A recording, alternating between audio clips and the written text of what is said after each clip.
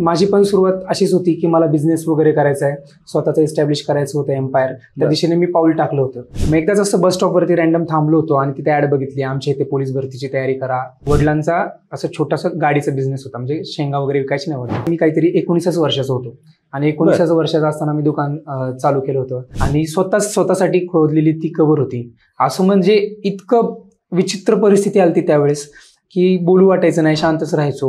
तर तुम्ही कितीही डाऊनफॉल तुमचा असू द्या, कितीही तुम्ही मायनसमध्ये जाऊ द्या, स्वतःला ओळखता आलं पाहिजे. स्वतःला फक्त ओळखता आलं पाहिजे आणि तिथून परत कमबॅक घेता आला पाहिजे. मग एके रात्री असंच गपचूप कुणाला न सांगता वडील घर सोडून निघून गेले आणि त्यांचा आतापर्यंत कुठंच पत्ता नाही.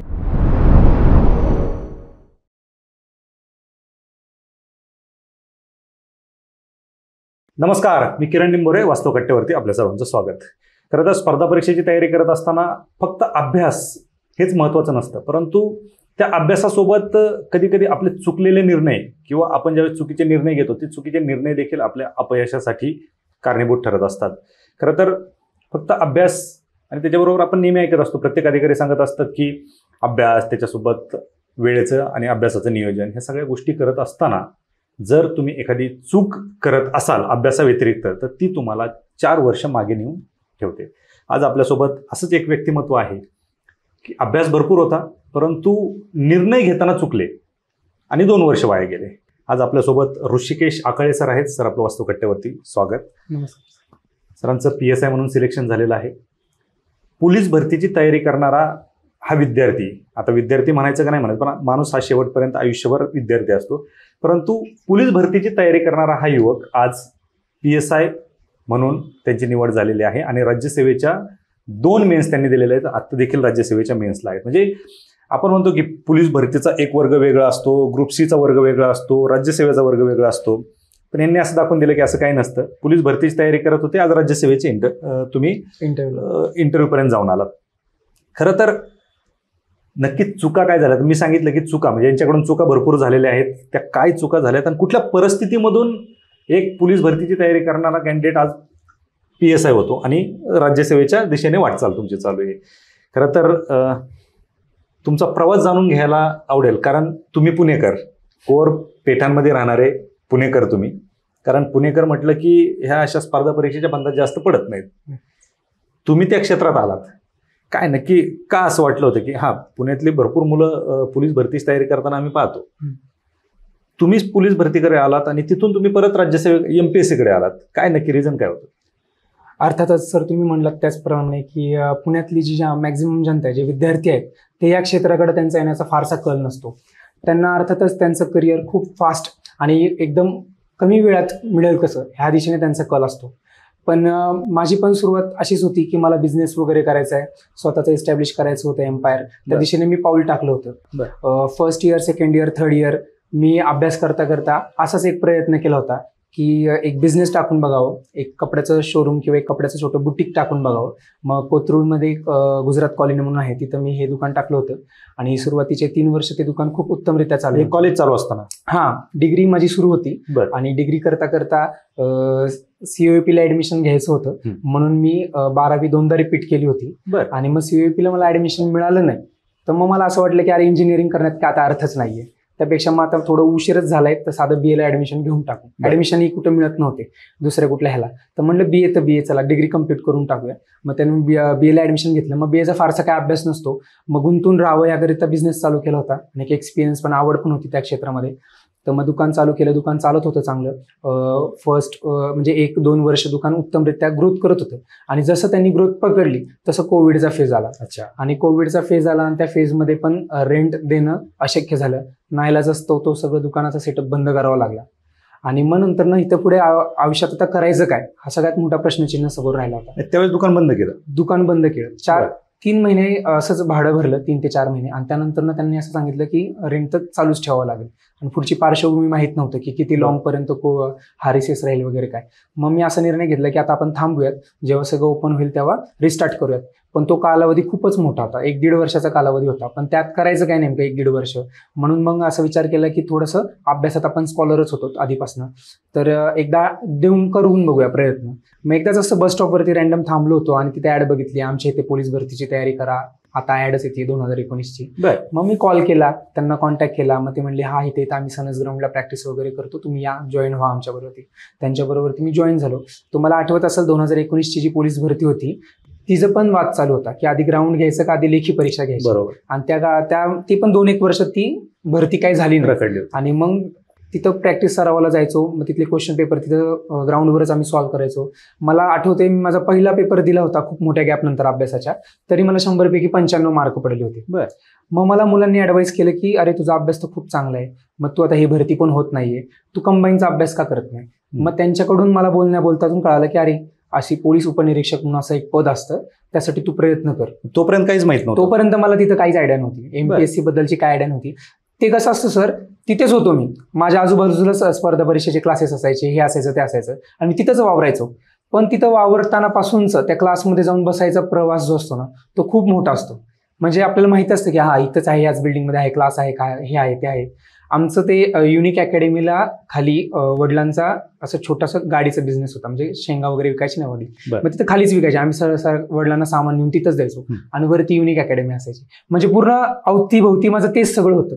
पण त्या क्षेत्रात जायचं म्हणजे योग कसा आला जुळून, म्हणजे किती वेळ लागला की माहिती सगळं होतं पण तरी हिंमत नव्हती होत तिथं जायची किंवा काय, कारण आधीच हा दुकान वगैरे सगळं ओपन करून ठेवलं होतं, ते हाताळायचं होतं आणि त्यातनं चांगला रिस्पॉन्स पण येत होता. मग घरचे पण खुश होते की मुलांनी दुकान टाकलं, लय लवकर पायावरती उभं राहिला. मला आठवते मी काहीतरी 19 वर्षाचा होतो आणि 19 वर्षाचा असताना मी दुकान चालू केलं होतं. आणि घरच्यांनी पण आधीपासूनच अनुभव असल्यामुळे मला, आम्ही उन्हाळ्याच्या सुट्ट्यामध्ये वगैरे बहीण, माझ्या 3 बहिणी जिथं काम करायच्या तिथं मी जायचो त्यांना घ्यायला, तर तिथं काम करायचो, थांबायचो, बघायचो त्यांचं सगळं काम. मग जवळून ह्या सगळ्या गोष्टी मला माहिती होत्या की दुकान कसं चालतं, काय करावं लागतं, त्याच्यासाठी कुठनं स्टॉक आणावं लागतो, काय. आधीच सगळे पार्श्वभूमी असल्यामुळं आईने पण विश्वास दाखवला की हा ठीक आहे, मुलाला सगळं माहिती, आता आपण हे करूयात. आता त्याची इच्छा आहे एज्युकेशन वगैरे नाही करायचं परस्यू पुढं, तर मग आईने पण सपोर्ट केला होता. मग त्या ग्राउंडवरती मला तिथनं सल्ला मिळाला मुलांकडनं की तुझा अभ्यास खूप चांगला आहे, तू कर तयारी म्हणून. मग तिथून पुढे मी शोध चालू केला की अरे मला आता अभ्यास करायचा तर मग काय करावं लागेल. पण योगायोगाने एका मित्राच्या सल्ल्याने मी त्या देसाई लायब्ररीपर्यंत पोहोचलो. ओके. आणि तीच माझ्या म्हणजे आयुष्यातली सगळ्यात चांगली घटना घडलेली ती आहे, कारण ती लायब्ररी मला मिळाली आणि तिथून पुढे सगळा मला मार्ग मोकळा झाला की मला पुस्तकं कळाली, वाचायचं काय, किती तास अभ्यास करायचा असतो. त्यापूर्वीपर्यंत मला एवढंच माहिती होतं की 4-5 तास अभ्यास इनफ आहे किंवा लईतले 7-8 तास अभ्यास असतो. पण मग तिथं त्या लायब्ररीत गेल्यानंतर सकाळी 6 वाजल्यापासून ते रात्री 11 वाजल्यापर्यंत मुलं जागची जागा हालायची सुद्धा नाही. हे माझ्यासाठी नवीनच होतं. आणि मग त्यांचं अनुकरण करता करता मग माझे पण सेटिंग आवर्स वाढले. मग ते जे पुस्तक, माझं ऑब्झर्वेशन खूप स्ट्रॉंग आहे सर. तिथं गेल्यानंतर लायब्ररीमध्ये कोणता मुलगा काय वाचतोय, तिथं अधिकारी पण असायचे अभ्यास करायला आलेले, मग ते कोणते पुस्तकं रेफर करतायत, मग किती वेळ कोणतं काय वाचतायत, मग ह्यातून मी त्यांचं बघून माझ्या अभ्यासाला तशी गती मिळाली. आणि 2020चा मी कंबाईनचा फॉर्म भरला आणि ती कोविडमुळे ती जवळजवळ 5 वेळा परीक्षा पुढे गेली. बरोबर. आणि ती खूप जवळ, म्हणजे आता समजा उद्या परीक्षा आहे ना, आज आदल्या दिवशी ती पुढे जायची. मग जोपर्यंत ती येते परीक्षा तोपर्यंत खूप चांगला सगळं रिवाईज वगैरे करून व्हायचं. म्हणजे माझं 3 ते 4 वेळा जवळ जेव्हा परीक्षा जवळ आली तेव्हा खूप चांगल्या पद्धतीने अभ्यास झाला होता, प्रिपेअर की हा आता परीक्षा जाऊन द्यायची आहे आणि तो एक्झाम पुढे जायची ती एक्झाम. मग त्यामुळं माझं मल्टिपल टाइम रिव्हिजन झालं होतं. ज्यावेळेस ती परीक्षा झाली तर त्या पहिल्याच प्रयत्नामध्ये मला 53 मार्क मिळाले होते आणि कट ऑफ 43 का 42 असा काहीतरी लागला होता. बरं. म्हणजे इतकं जास्त लीड घेऊन पहिल्याच अटेम्प्टमध्ये माझी पूर्व परीक्षा निघाली होती. आणि त्याच्या मेन्सचा अभ्यास मग जोरात मी चालू केला होता आणि त्याची पण मेन्स व्हायला जवळजवळ 1.5 वर्षाचा कालावधी गेला. बरोबर. कोविडमुळेच. आणि त्याचं पण लवकर मेन्स झाली नाही. आणि मग नंतर 21ची ऍड आली, त्यात STIच्या जागा होत्या, त्याची पूर्व परीक्षा ह्याची मेन्स होण्याआधीच झाली. मग असं तर मला माहिती नव्हतं, मला असं वाटलं की एक सायकल पूर्ण कम्प्लीट होत असेल, प्री होत असेल, मेन्स होत असेल, नंतर दुसऱ्या ऍडची प्री होत असेल. पण त्याच्यासाठी मी प्रिपेअर नव्हतो, कारण तेवढा माझ्या स्टडीला मॅच्युरिटी आलेली नव्हती. मग आम्हाला धक्के आलेली ही प्री, आणि त्यानंतर त्याच प्रीमध्ये 13 क्वेश्चन्स आयोगाने कॅन्सल केले आणि 3 आन्सर की लावल्या. बरोबर. मला 49 मार्क होते, पण आयोगाच्या ह्या अशा निर्णयामुळे 3 आन्सर कीमुळे माझे मार्क 46 वरती गेले आणि कट ऑफ लागला STIचा 46.50. मग 0.50ने मी एकमेव प्री माझी कंबाईनची, त्यानंतरच्या सगळ्या प्री सलग मी सगळ्या पास आहे. अच्छा. आतापर्यंत मी जवळजवळ 4 ते 5 प्रिलिम्स दिल्या, जवळजवळ सगळ्याच प्रिलिम्स मी पास आहे. तेवढी एक सोडली तर. आणि आता रिसेंटची जी पूर्व परीक्षा दिली त्यात मला 74 मार्क, विक्रमी मार्क होते ग्रुप बी ला. बरं. अशा पद्धतीने तर मी या फील्डमध्ये एंट्री केली. ओके. मग तुम्ही हा अभ्यास करत असताना राज्यसेवेकडे कशी वळाले? आता जो मुलगा कंबाईनचा अभ्यास करतो मग ते एक एक्सपिरियन्स येण्यासाठी पूर्व परीक्षेचा मग राज्यसेवेचा पण फॉर्म भरूनच टाकतो आपण, कारण सिमिलर सिलेबस असतो. बरोबर. त्याच्यामुळे आम्ही राज्यसेवेचा पण पहिला, मला असं होतं 2021 मध्ये मी पहिला राज्यसेवेचा फॉर्म भरला होता आणि तिथे काहीतरी 3 मार्कांनी माझी राज्यसेवेची प्री उडाली होती. पण मग मला कॉन्फिडन्स आला की अरे आपण कंबाईनचा अभ्यास करतोय पण आपण राज्यसेवेची प्री देखील पास होऊ शकतो.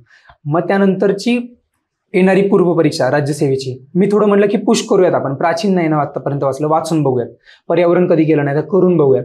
मग ते थोड्या गोष्टी अशा कलेक्ट केल्या आणि ती प्री दिली आणि निघाली लगेच प्री. मग तिथं पण खूप जास्त लिहिणे, 106 कट ऑफ होताना मला 125 मार्क होते. मग इतक्या जास्त मार्जिननी मी ती पण पूर्व परीक्षा पास झालो. असा कधी कॉन्फिडन्स आला होता की अरे आपण पोलीस भरतीची तयारी करणार आणि राज्यसेवेच्या पूर्व परीक्षेचा फॉर्म भरतोय, असं कधी वाटलं? अजिबात नाही सर.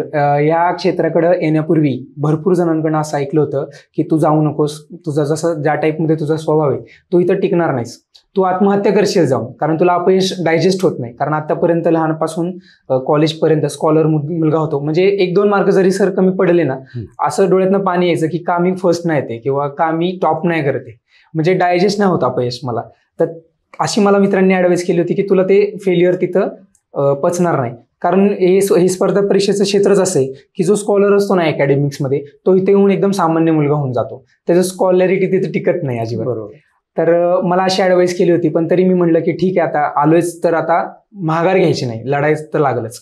मग त्या दिशेने आता थोडी पार्श्वभूमी चांगली होती, नीट सी JEEचा अभ्यास केला होता, MCQ बेस्ड एक्झामला कसं टॅकल करतात, PYQचं महत्त्व किती असतं किंवा रिव्हिजन आणि वाचणं ह्याला किती दुय्यम स्थान द्यायचं आणि MCQ सॉल्व्ह करायला किती जास्त महत्त्व द्यायचं, प्रॅक्टिसला किती जास्त महत्त्व द्यायचं, ह्याची सगळ्याची आयडिया होतीच आधीच कॉम्पिटेटिव्ह एक्झाममुळे. हे जे तुम्ही PSI झाले तुम्ही आता, म्हणजे तुम्ही पूर्व परीक्षा मुख्य परीक्षा ग्राउंड देऊन आलात, याच्या आधी ग्राउंडला गेले होते?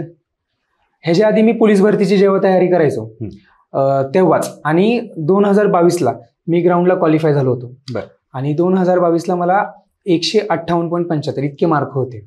आणि ते मार्क असे होते की महाराष्ट्रामध्ये टॉप 10 किंवा 15 मध्ये माझा रँक आला असता. म्हणजे इतकं सहजासहजी माझी पोस्ट होती. मला आठवते 52 मार्काची मला लीड होती. 52 मार्काची मला लीड होती, म्हणजे मुख्य परीक्षेला. आणि इतकी जास्त लीड होती आणि मला असं वाटलं होतं की ठीक आहे माझ्याकडे 2 मुख्य परीक्षा आहेत की 2022ची आहे आणि 2023ला पण मला चांगले मार्क मिळाले होते. तर 2 आहेत, तर मी आता राज्यसेवेची मेन्स करू शकतो कारण प्री क्वालिफाय झालेलो होतो. मग मी असा निर्णय घेतला की 2 आहेत म्हणजे सिक्युअर आहे, तर मोठं पद घ्यायला मी उडी मारू शकतो. जरी माझा पाय डगमगला तर मला बॅकअपला 2 गोष्टी आहेत एक सोडून. त्यामुळे मी असा कॉल घेतला तिथं की माझा स्टडी बघता, ग्राफ बघता की नाही मी करू शकतो.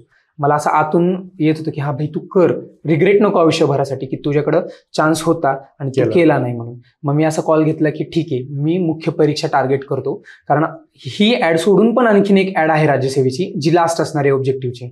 त्याच्यामुळे मी त्यावेळेस मुख्य परीक्षेला जाऊ म्हणलं एक्सपिरियन्स घेऊ आणि मग आत्ता एक्सपिरियन्स येईल तो कामाला मला नेक्स्ट लास्ट ऑब्जेक्टिव्हला कामाला येईल आणि तिथं मला हमखास जी पोस्ट पाहिजे ती मिळू शकते.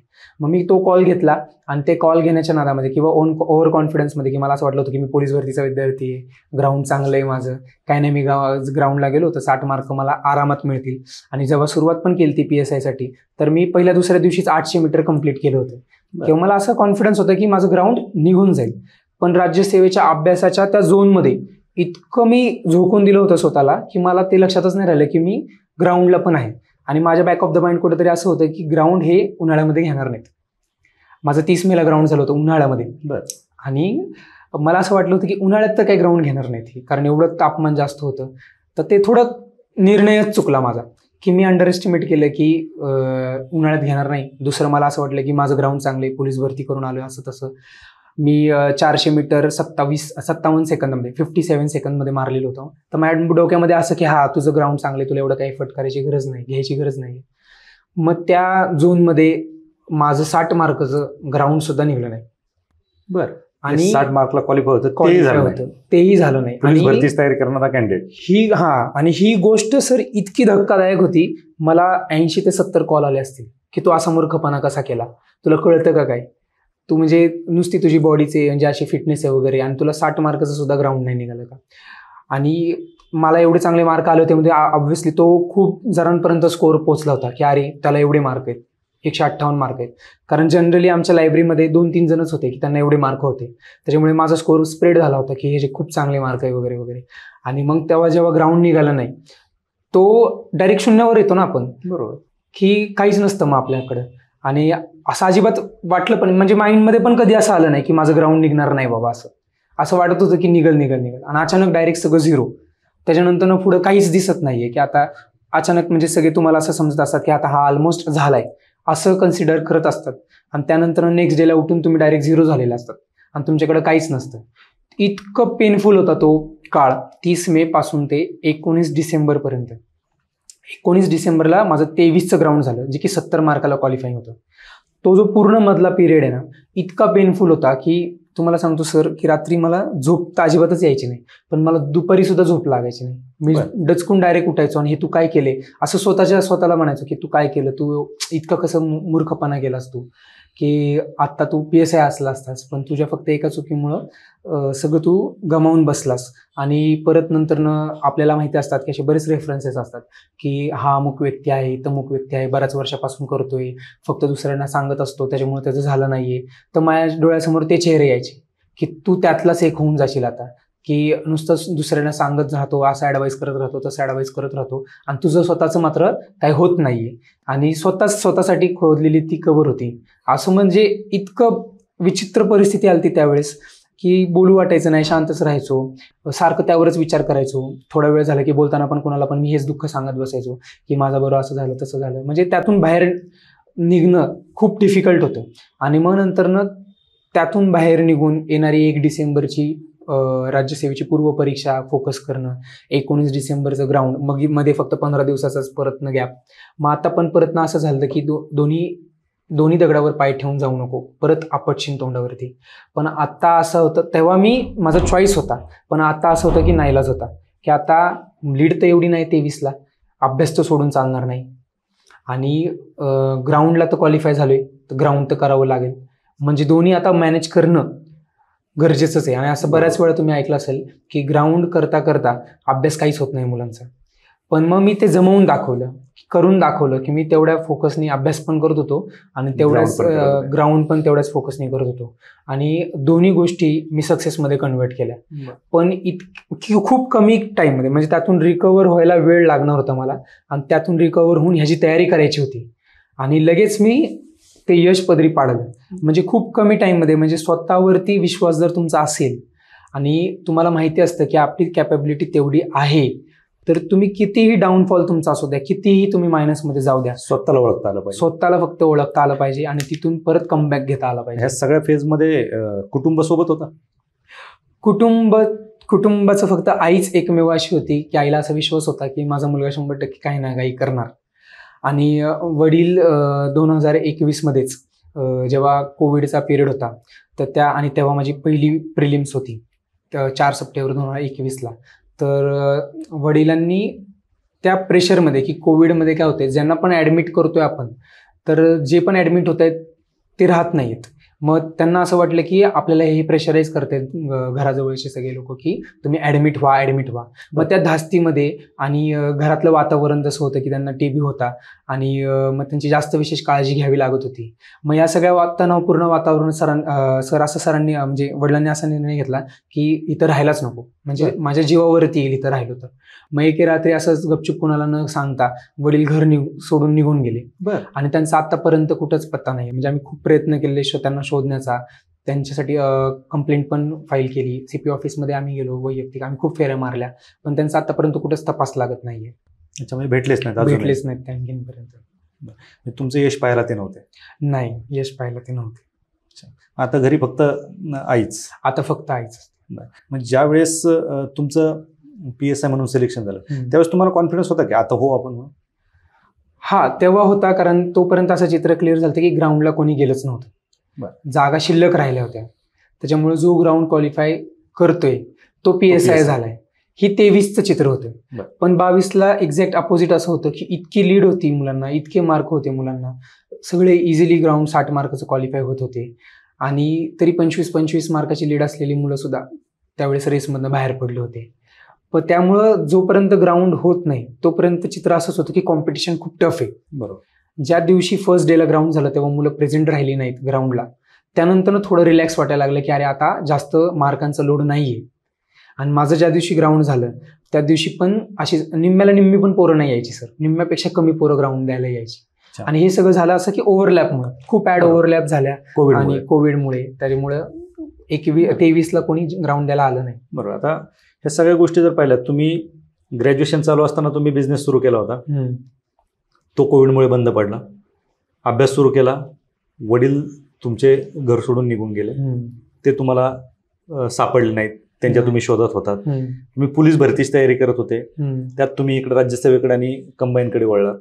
हे तुमचे स्कोर पण असे होते की ते मेरिटच्या खूप पुढे असायचे. बरोबर. तुम्हाला स्पर्धा परीक्षा अभ्यास करेपर्यंत माहित नव्हती. मग हे कसं शक्य झालंय? कशा पद्धतीने तुम्ही अभ्यास करायचे? कारण काय आता भरपूर विद्यार्थी अभ्यास करतात, अभ्यास करत असतात.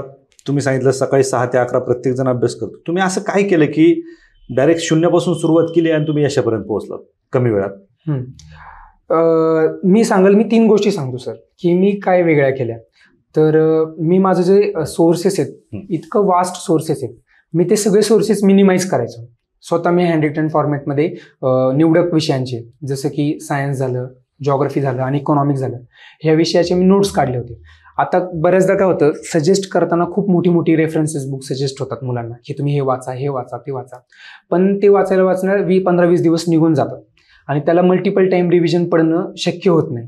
मग मी काय करायचो, मी तो डाटा पूर्ण ना जो मला लक्षात राहत नाही तो मी लिहून काढायचो आणि त्याला मल्टिपल टाइम रिव्हिजन द्यायचो. म्हणजे सगळ्यात फर्स्ट थिंग ही काय केली की माझा मी जो सिलेबस होता तो मिनिमाइज करून घेतला होता आणि त्यानंतर मी स्टिक होतो की आता हेच आपल्याला मल्टिपल टाइम वाचायचं. पहिलं हे. त्यानंतर दुसरं असं की बरेच विद्यार्थी काय करतात, 99% मुलं फक्त वाचण्यावरती भर देतात आणि MCQ सॉल्व्ह करण्यावरती त्यांचं दुर्लक्ष असतं, म्हणजे बघतच नाही ते MCQला. पण मी MCQला माझ्या स्टडीमध्ये हॅबिट बनवली होती. बऱ्याचदा मी आता पण जे पण सेशन घेतो ना मुलांचे, त्यामध्ये डायरेक्ट जाऊन पहिलाच क्वेश्चन माझा हा असतो की तू रोज भाऊ किती क्वेश्चन सॉल्व्ह करतो. तर मुलं जनरली असं म्हणतात की आम्ही वाचतोच फक्त, क्वेश्चन्स आम्ही सॉल्व्ह करत नाही. जेव्हा मी ज्या पिरियडमध्ये मी स्टडी करायचो ना, तेव्हा मी हमखास 200 ते 300 क्वेश्चन सॉल्व्ह करायचो, म्हणजे करायचोच. आणि हे फक्त कंटेंटसाठी नाही, तर माझी सिली मिस्टेक्स आणि ॲक्युरेसी वाढवावी, सिली मिस्टेक्स कमी व्हायला पाहिजेत आणि ॲक्युरेसी वाढवायला पाहिजे. आणि जे PYQs असतात किंवा जे क्वेश्चन्स असतात ते कायम आपल्याला ना त्या ट्रॅकवर ठेवतात की तू हे टू द पॉइंट वाच, नेमकं काय परीक्षेला येणार आहे तेच वाच. म्हणजे ते थोडक्यात दीपस्तंभ असतात आपले आणि आपल्याला एकदम त्या ॲक्युरेट मार्गावरती ठेवत असतात. मग अननेसेसरी जो डाटा आपला वाचला जातो ना, तो आपल्या वाचण्यातच येत नाही, PYQला आपण जर आयडियल मानलं तर. मग दुसरी गोष्ट ही होती. आणि तिसरी गोष्ट माझं भयानक पाठांतर होतं, कन्सेप्ट प्लस भयानक पाठांतर. म्हणजे दुसरे मुलं असं असतात की मी जातो एक्झामला आणि तिथे गेल्यानंतर ऑप्शन बघतो आणि मग मी उत्तर काढतो. पण माझं असं म्हणणं होतं की मी प्रश्न वाचता क्षणी माझं डायरेक्ट उत्तरावरती म्हणजे नजर पडली पाहिजे आणि डायरेक्ट मी गोल केला पाहिजे. मला थिंकिंगला वेळच नाही तिथे, कारण कंबाईन अशी एक्झाम असते, 1 तासामध्ये तुम्हाला मॅथ्स रिझनिंग पण सॉल्व्ह करायचं असतो, 22 क्वेश्चन्स असतात आणि तिथं GSला पण जास्त वेळ तुम्हाला शिल्लक राहत नाही. तर नीटची आणि JEEची प्रॅक्टिस होती तिथे MCQची, म्हणजे मॅथ्स थोडं चांगलंच होतं मला. पण इथं आल्यानंतर पण ते कमी टाईममध्ये मॅथ्सला आउटपुट आणणं आणि डेली बेसिसवरती मॅथ्स रिझनिंगचे क्वेश्चन्स कोणी सॉल्व्ह करत नाही. तर ह्या 2-3 गोष्टी होत्या ज्या मी क्रॅक केल्या होत्या की मला माहिती होतं असं केल्याने 100% पोस्ट मिळते आणि मग खूप पुढेपर्यंत माझा स्कोअर जायचा चांगला. नाही, खरं तर स्कोअर पुढे जाण्याची कारणच ही असतात की एक स्ट्रॅटेजी आपली असणं गरजेचं आहे आणि ती किती युजफुल ठरते हेही तेवढंच महत्वाचं आहे. ज्यावेळेस आता सगळ्या ह्या परिस्थितीमधून एकतर तुमच्या आजूबाजूला असं वातावरण नव्हतं की स्पर्धा परीक्षेचं कोणी अधिकारी, ज्यावेळेस तुमचा रिझल्ट आला, तुम्ही PS झाले, काय सिच्युएशन होती त्यावेळेस? खरं सांगायचं झालं तर माझ्या माइंडमध्ये असं होतं की मला कॉंग्रॅच्युलेशन्स पण कोणी करणार नाही, कारण पुण्यामध्ये असं वातावरण असतं की जनरली एकाचं दुसऱ्याला काही घेणं देणं नसतं आणि ग्रामीण भागाकडे असं असतं की PS झाला म्हणजे खूप मोठी अख्खं गाव गोळा होतं त्या. आणि मला त्याची आयडिया होती की आपल्या इथं आधी मी स्वतःच कधी लहानाचं मोठं झालो, आज 26 वर्षाचं झालो मी, पण कधीच मी ऐकलं नाहीये की आमच्या एरियामध्ये किंवा दूरच्या एरियामध्ये किंवा कोणी नातेवाईकांमध्ये किंवा कुठे जवळमध्ये असं कधी की कुणाचं सेलिब्रेशन झालं, कोण सिलेक्ट झालं म्हणून त्याचा सत्कार झालाय किंवा असं कुठल्या सत्कार सोहळ्याला मी कधी उपस्थित नव्हतो. त्याच्यामुळे लहानपणापासून ते मोठ्या होईपर्यंत, जोपर्यंत मी MPSCच्या फील्डमध्ये येत नाही तोपर्यंत मला असं कधीच कुठलाच इव्हेंट मला अटेंड करता म्हणजे बघणं झालं नाही. त्याच्यामुळे मला बॅक ऑफ द माइंड माहिती होतं की असं जरी ह्यांना काही कळालं तर फार तर मेसेज येईल, कॉल येईल, भाई कॉंग्रॅच्युलेशन्स एवढं, त्याच्या पलीकडे जाऊन असं काही होणार नाही माझं. आणि असं वाटत होतं, पण एक्झॅक्टली त्याच्या अपोजिट झालं. आमच्या चाळीतल्या भरपूर म्हणजे पूर्ण चाळच आमची सगळी जमा झाली होती. माझे मित्र तिथले सगळे जमा झाले होते. त्यांनी डीजे लावला होता, बॅनर मोठे मोठे छापले होते. म्हणजे त्यांच्या पद्धतीने त्यांना जेवढं जमत होतं तेवढं त्यांनी खूप चांगल्या पद्धतीने केलं. आणि लिटरली सांगतो मला की सगळ्या चाळीतल्या ज्या महिला होत्या त्यांच्या डोळ्यात पाणी आलं होतं की त्यांनी घरची परिस्थिती बघितली होती की आई किंवा वडिलांचं जे कष्ट आहे, की माझे वडील कलिंगड, कधी म्हणजे सीझनल बिझनेस होता, कधी कुल्फी विकायचे, कधी कलिंगड विकायचे, कधी शेंगा विकायचे, म्हणजे असं सीझनल सायकलवरती विकायचे. आणि ते पण आणि आई असंच कधी चपात्या लाटायची कामं, कधी भांडे धुवायची कामं, अशी परिस्थिती होती. पत्र्याच्या घरातनं आमची सुरुवात झाली होती. आई वडिलांचा संसार पत्र्याच्या घरातनं सुरू झाला होता. मग त्यांना माहिती होतं आजूबाजूच्या जवळ, तेव्हा असे खुश होते की अरे अशा परिस्थितीतनं पण, अशा तणावपूर्ण वातावरणातनं पण ह्यांनी इतकी मोठी झेप घेतली. आणि त्यांनी खरंच स्ट्रगल जे असतो ना आपण की लहानपणापासूनच सगळं बघतो आपण, ते त्यांनी बघितलेलं होतं. मग त्यांच्या डोळ्यात अश्रू येणं साहजिकच होतं. बरोबर. कारण शेवटी कसं असतं, ती जी पोस्ट आहे ती भले आजूबाजूच्या लोकांना माहीत नसेल किंवा कधी तुम्ही त्या गोष्टींचं सेलिब्रेशन झालेलं पाहिलं नाही, पण ती एक सिच्युएशन अशी होती की तुमची परिस्थिती असेल, आईवडिलांची परिस्थिती असेल, आणि त्या परिस्थितीमधून तुम्ही बाहेर पडून या पदापर्यंत आलात. निश्चित तुम्ही चाळी शब्द वापरला, चाळीसाठी नाही, संपूर्ण तुमच्या जे काही आजूबाजूचे लोक असतील यांच्यासाठी तो अभिमानाचा क्षण असणार आहे. खरं तर आजचा हा पॉडकास्ट होता तो तुम्ही केलेल्या चुका, मला वाटलं होतं तुम्ही जास्त चुका केल्या असतील, परंतु त्या चुकांपेक्षाही जास्त तुम्ही जो अभ्यास केलाय आणि त्या अभ्यासातून प्रत्येक परीक्षेला तुम्हाला पडलेले मार्क्स हे खूप जास्त होते. त्याच्यामुळे तुमचा अभ्यासावरतीच खरं हा पॉडकास्ट होणं गरजेचं होतं, परंतु तुमचा प्रवासही समोर येणं गरजेचं होतं. खरं तर एवढ्या स्ट्रगलिंग प्रवासामधून तुम्ही आज या पदावरती आलात आणि भविष्यात मला नाही वाटत की तुमचा प्रवास संपलेला असेल, कारण राज्यसेवेच्या तुम्ही प्रिलियम पास होत आहे, आता मुख्य परीक्षा तुम्ही देणार आहेत. नक्कीच राज्यसेवेमधून तुम्हाला पोस्ट मिळेल अशी अपेक्षा आणि आमच्या तुम्हाला शुभेच्छा. आपण वास्तव कट्ट्यावरती आलात आणि तुमचा प्रवास मांडला त्याबद्दल खूप खूप धन्यवाद.